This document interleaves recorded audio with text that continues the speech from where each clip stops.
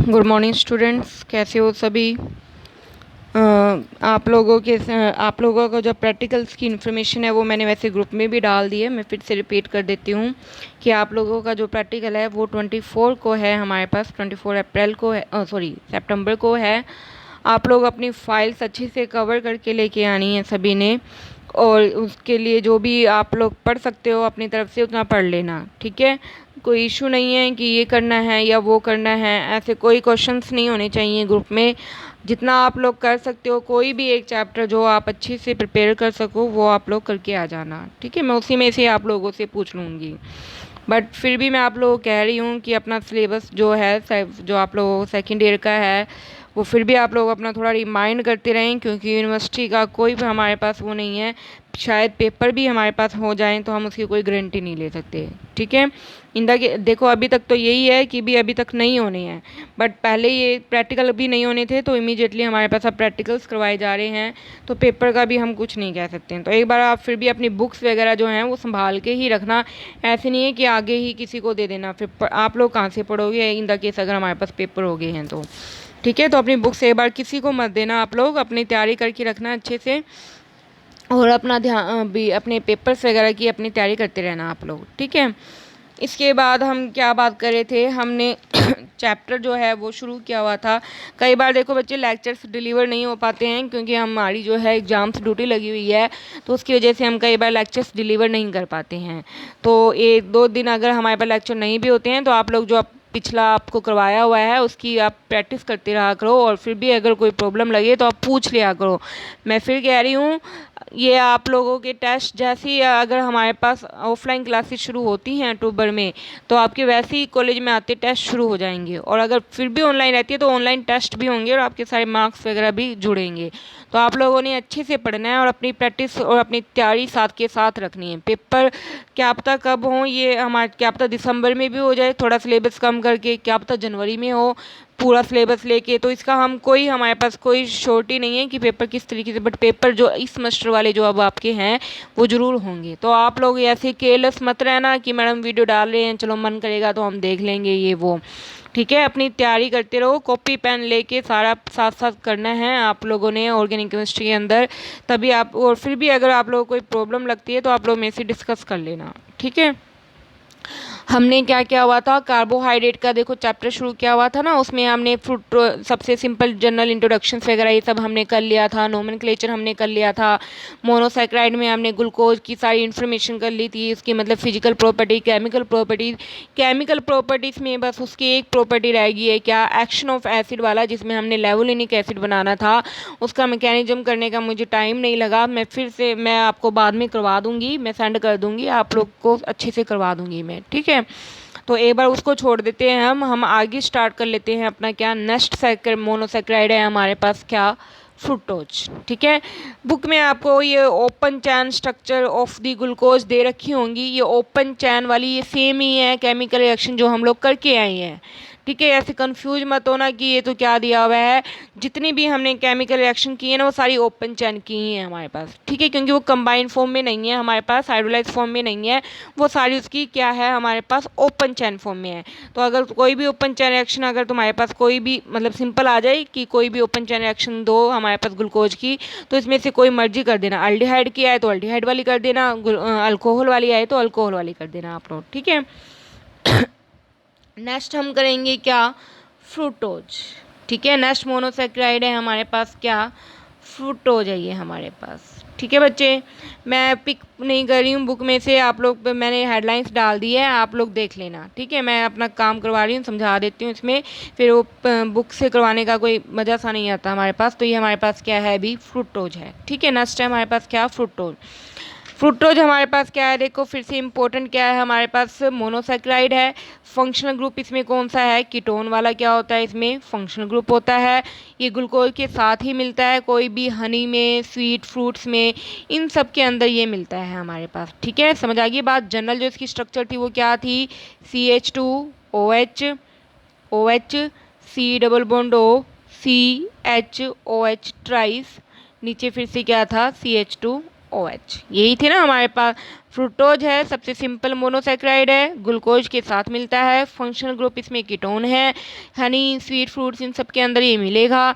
General जो structure है वो इसकी ये है CH2OH, फंक्शनल ग्रुप आ गया ketone C double bond O, ये अल्कोहलिक ग्रुप लगे हुए हैं CHOH3 और नीचे है CH2OH। ठीक है, उसके बाद है इसकी क्या प्रिपरेशंस, उसके बाद क्या है हमारे पास प्रिपरेशन कि हम इसको कैसे प्रिपेयर करेंगे। प्रिपेयर करने के इसके बाद इसके लिए हमारे पास दो मेथड है, एक तो है लेबोरेटरी मेथड और एक है हमारे पास क्या कमर्शियल मेथड। ठीक है, एक तो है जो हम लैब में प्रिपेयर करते हैं, एक है जो हम इंडस्ट्रियल लेवल पे हाई लेवल पे प्रिपेयर करते हैं। तो सबसे पहले हम कर लेते हैं क्या अभी लेबोरेटरी मेथड। कौन सा मेथड कर लेते हैं हम, लैब के अंदर हम किसको कैसे प्रिपेयर करेंगे। ठीक है, कैसे बनाते हैं सुक्रोज की, जब भी हम क्या करते हैं भी हाइड्रोलिसिस करते हैं किसकी प्रेजेंस में, एसिडिक कंडीशन, कोई भी एसिड जैसे H2SO4 मैंने ले लिया, हमारे पास क्या बनेंगे ग्लूकोज प्लस में फ्रुक्टोज, जिनका जनरल फॉर्मूला ऐसे लिखते हैं हम C6H12O6। फ्रुक्टोज भी बिल्कुल सेम है, बस उसमें फंक्शनल ग्रुप कीटोन होता है। और सुक्रोज का फॉर्मूला क्या होता है C12H22O11। ये हमारे पास सुक्रोज है।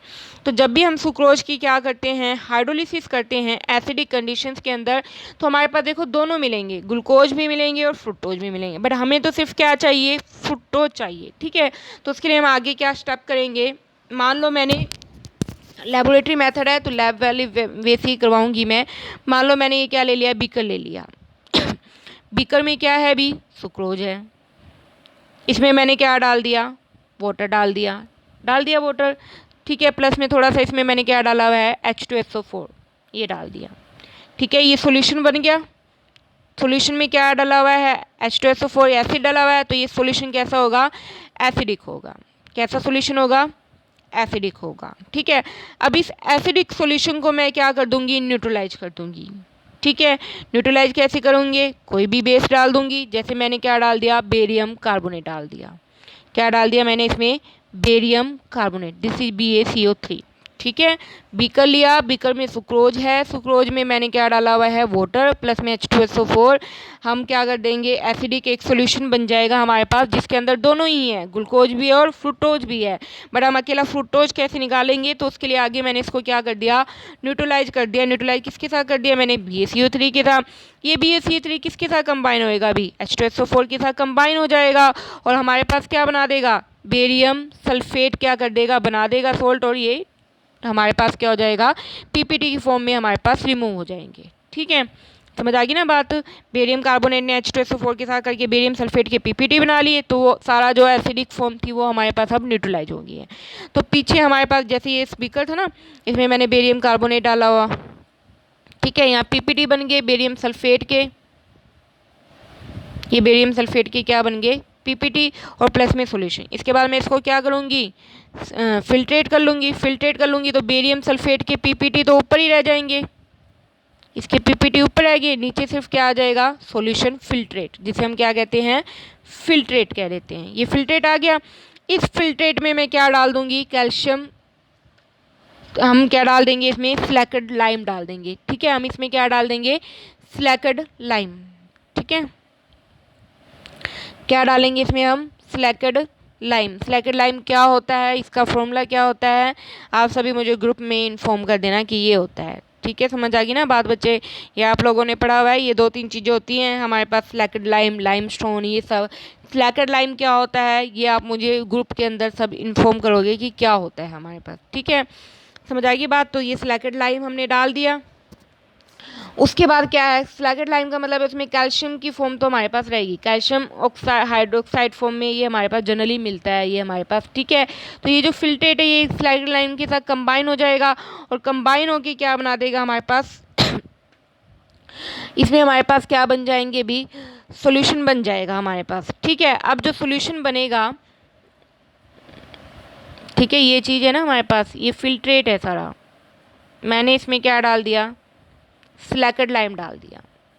ठीक है, अब इस फिल्ट्रेट में क्या है ग्लूकोज भी है प्लस में फ्रुक्टोज भी है, दोनों ही है हमारे पास।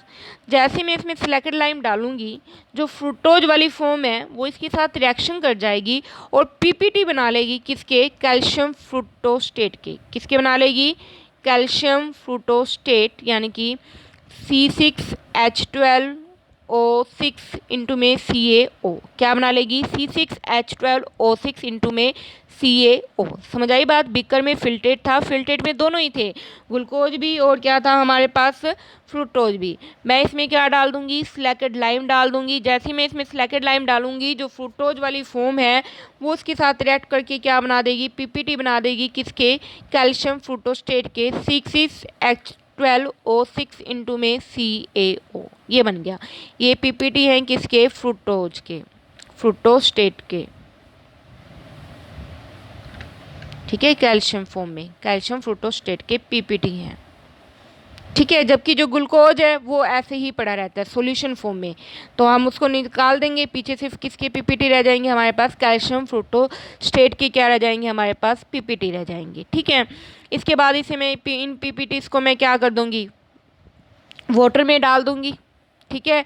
इसको मैं क्या, इनको मैं क्या, इसके जो पीपीटी है इसको मैं वो बीकर में डाल के वो थोड़ी सी वाटर की एडिशन तो होएगी, क्योंकि हम जब फिल्टर करते हैं तो डालते ही हैं। प्लस में क्या पास कर दूंगी, CO2 गैस क्या कर दूंगी, पास कर दूंगी। जैसे ही CO2 गैस पास होएगी, ये कैल्शियम कार्बोनेट की हमारे पास क्या हो जाएंगे, हमारे पास क्या बन जाएंगे, पीपीटी बन जाएंगे, और पीछे सिर्फ क्या रह जाएगा, फ्रुक्टोज रह जाएगा। तो हमारे पास क्या बन जाएगा, फ्रुक्टोज बन जाएगा हमारे पास। समझ आ गई है ना बात सभी को, ठीक है। पहले मैंने क्या लिया, सुक्रोज लिया बीकर में, उसमें वाटर डाला था, प्लस में थोड़ा एसिड डाला, तो एसिडिक सॉल्यूशन बन गया। उसको मैंने क्या कर दिया, न्यूट्रलाइज कर दिया एसिड को बेस डाल के। कौन सा बेस, जैसे बेरियम कार्बोनेट मैंने डाला तो उसने रिएक्ट कर दिया H2SO4 के साथ, क्या बना दिया, बेरियम सल्फेट बना दिया। उसके बाद क्या किया मैंने, उस जो बीकर है उसमें अब हमारे पास दोनों ही फॉर्म बनी हुई है, फ्रुक्टोज की भी और ग्लूकोज की भी, ठीक है। अब मैंने क्या डाला उसमें, सिलेक्टेड लाइम डाला। जैसे ही सिलेक्टेड लाइम के सारे एक्शन करवाई मैंने, उसके फ्रुक्टोज ने क्या कर दिए, पीपीटी बना ली उसके कैल्शियम फ्रुक्टोस्टेट में, और ग्लूकोज एजिड का एजिड पड़ा रहा सोल्यूशन फॉर्म में। पीपीटी इसको अलग कर दिया वाटर के एडिशन के साथ, और प्लस में थोड़ी क्या डाल दी, CO2 गैस, वो कैल्शियम ऑक्साइड जो है कैल्शियम फ्रुक्टोस्टेट फॉर्म में वो रिएक्ट कर जाएगा, और क्या बना लेगा, कैल्शियम कार्बोनेट, और हमारे पास पीछे सिर्फ क्या रह जाएगा, फ्रुक्टोज। तो इस तरीके से हम लैब में इसको क्या करते हैं, प्रिपेयर करते हैं, ठीक है। सेकंड है हमारे पास क्या, हमारे पास क्या है, सेकंड है हमारे पास क्या है अभी, हमारे पास कॉमर्शियल लेवल पे है। कॉमर्शियल लेवल पे सिंपल है क्या, कि इंसुलिन ले लेना। इंसुलिन पॉलीसैकेराइड होता है जिसका फॉर्मूला है C6H10O5, पॉलीसैकेराइड है, एन यानी नंबर ऑफ मॉलिक्यूल यानी पॉलीफॉर्म में है। वही वाटर की फॉर्म में एसिडिक कंडीशन में हाइड्रोलिसिस करेंगे, फिर से वही पीपीटी को क्या करेंगे, हम बेरियम हाइड्रोक्साइड के साथ क्या कर लेंगे, न्यूट्रलाइज कर लेंगे, फिल्टर कर लेंगे, और हमारे पास फिर से क्या रह जाएगा, पीछे फ्रुक्टोज रह जाएगा। इसमें हम एवोप्रेशंस करवा के रिमूव कर देंगे, और पीछे सिर्फ क्या रहेगा हमारे पास, फ्रुक्टोज रहेगा, ठीक है। ये कॉमर्शियल लेवल पे, लैब वाले मेथड में सुक्रोज से बनता है, कॉमर्शियल लेवल पे इंसुलिन से बनता है, ठीक है बच्चे। उसके बाद है हमारे पास क्या, फिजिकल प्रॉपर्टीज़। फिजिकल प्रॉपर्टीज़ में हमारे पास क्या है, ये कलरलेस फॉर्म होती है, क्रिस्टलाइन सॉलिड फॉर्म में है, ठीक है। मेल्टिंग पॉइंट इतना है 375 हमारे पास केल्विन है। वाटर में क्या है, सोल्यूबल है। अल्कोहल में भी क्या है, वाटर में सोल्यूबल है, अल्कोहल में भी क्या है, ये हमारे पास सोल्यूबल है, ठीक है।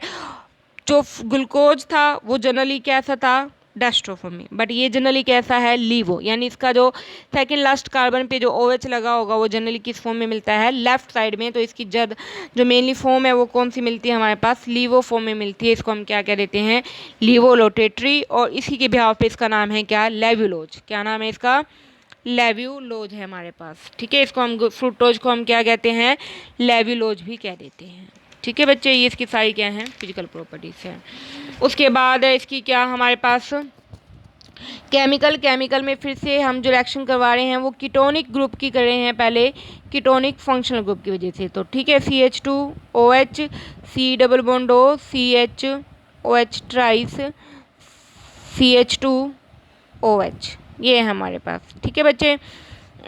पहली वही है, हाइड्रोजन साइनाइड के साथ सेम है, वहाँ मैकेनिज्म नहीं किया था, यहाँ कर देती हूँ, बड़े आप लोगों ने किए हुए हैं सारे मैकेनिज्म, ठीक है बच्चे।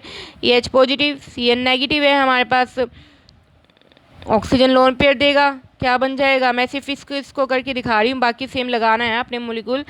C डबल बॉन्ड O के ऊपर पॉजिटिव और H, ये डेफिशिएंट है, यहाँ इसकी वैलेंसी पूरी हो जाएगी। जब इसकी वैलेंसी हमारे पास क्या होएगी, पूरी होएगी, तो ये बॉन्ड क्या होएगा, सिंगल, और यहाँ से क्या रह जाएगा, पॉजिटिव चार्ज हट जाएगा और ये बन जाएगा, बट कार्बन क्या हो जाएगा, डेफिशिएंट। कार्बन क्या होएगा हमारे पास, डेफिशिएंट। इसकी वैलेंसी कौन पूरे करेगा, ये सी एन नेगेटिव यहाँ अटैक हो जाएगा और हमारे पास क्या बन जाएंगे, CH2OH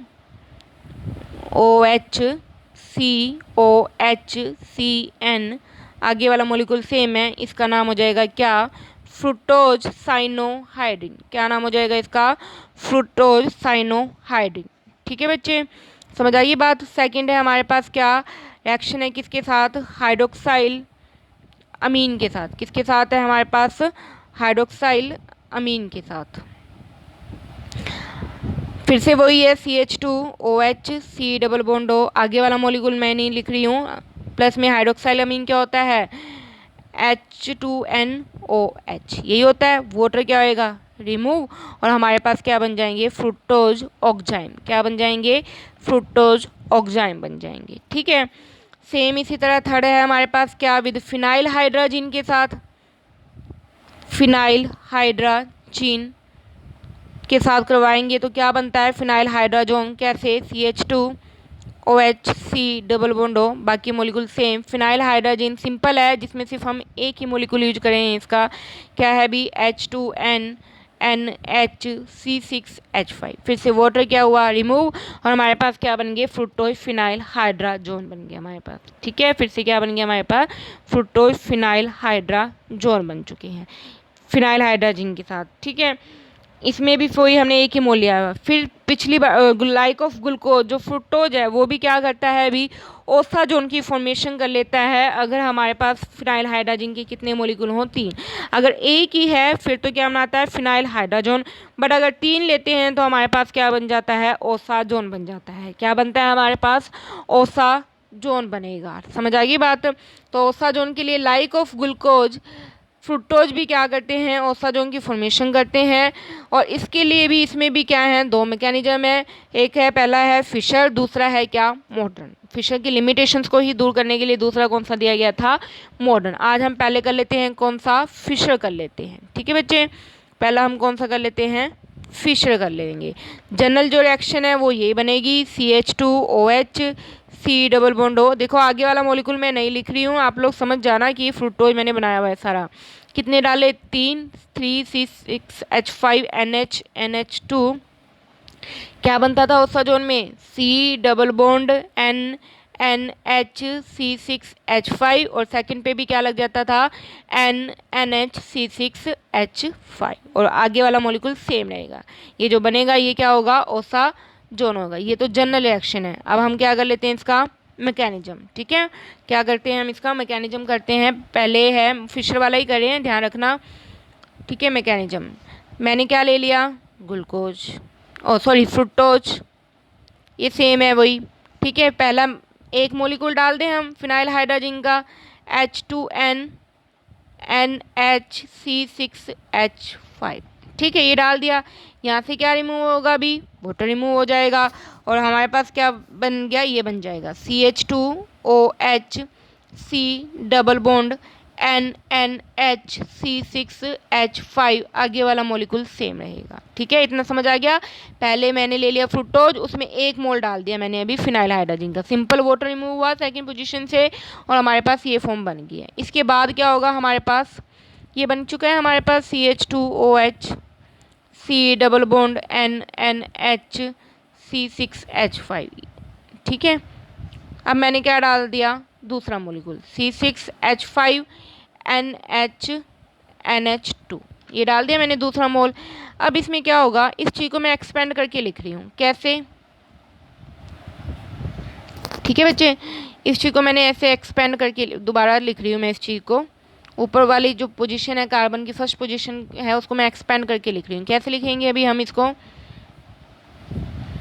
C, ठीक है,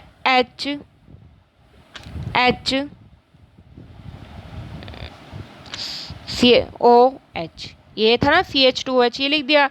आगे वो लगा ही हुआ था C डबल बॉन्ड NNHC6H5, ये लगा हुआ था। नाइट्रोजन के पास हमारे पास क्या है अभी, लोन पेयर है। ठीक है, ये नाइट्रोजन के पास लोन, ये नाइट्रोजन की जो लोन पेयर है इस हाइड्रोजन की क्या करे हैं एब्स्ट्रक्शंस, ठीक है। इसके बीच में भी बॉन्ड होगा, ये हाइड्रोजन की क्या करे हैं एब्स्ट्रक्शन, तो इस बॉन्ड के इलेक्ट्रॉन कहाँ जाएंगे ऑक्सीजन पे। समझ आ गई बात। नाइट्रोजन पे क्या है हमारे पास लोन पेयर है, ये लोन पेयर क्या करे हैं हाइड्रोजन की क्या करे हैं हमारे पास एब्स्ट्रक्शन कर रहे हैं, और ये इस बॉन्ड के इलेक्ट्रॉन किस पे शिफ्ट हो रहे हैं ऑक्सीजन पे क्या हो रहे हैं हमारे पास शिफ्ट हो रहे हैं। तो हमारे पास क्या बन जाएगा अभी, ये बन जाएगा हमारे पास ओ पे क्या चार्ज आ जाएगा नेगेटिव, ओ पे क्या चार्ज आएगा अभी हमारे पास नेगेटिव चार्ज आ जाएगा, ये बन जाएगा ओ नेगेटिव। नाइट्रोजन ने अपने लोन पेयर दिए हैं तो इस पे आएगा पॉजिटिव, और एक एच को लिया है तो ये बन जाएंगे 3 NH3, ये बन गया। अब नाइट्रोजन क्या हो चुका है अभी डेफिशिएंट, इनके बीच में बॉन्ड तो है ही, ये वाले बॉन्ड के इलेक्ट्रॉन कहाँ चले जाएंगे यहाँ, तो माइनस क्या हो गया अमोनिया, एक अमोनिया क्या हो गया हमारे पास भी बाहर चला गया। समझ आ गई ना बात।